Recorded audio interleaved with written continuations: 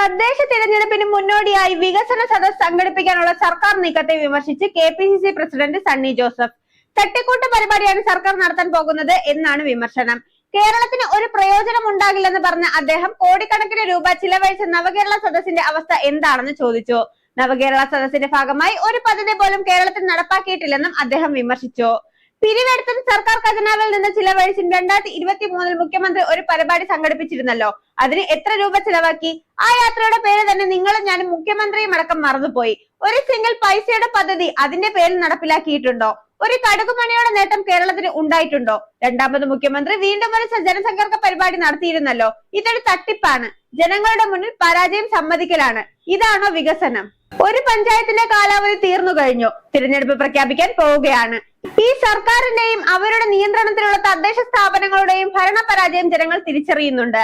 അതിനെതിരെയുള്ള വിധിയെഴുത്തിന് ജനങ്ങൾ കാത്തിരിക്കുകയാണ്. അതിനെ എന്തെങ്കിലും പുകമറ കൊണ്ട് തടയാമെന്നത് നടക്കില്ല, സണ്ണി ജോസഫ് പറഞ്ഞു. സംസ്ഥാനത്തെ എല്ലാ തദ്ദേശ സ്ഥാപനങ്ങളിലും വികസന സദസ് സംഘടിപ്പിക്കുമെന്നാണ് സർക്കാർ നിർദ്ദേശം. സംസ്ഥാനതല ഉദ്ഘാടനം അടുത്ത മാസം 20-ന് മുഖ്യമന്ത്രി നിർവഹിക്കും.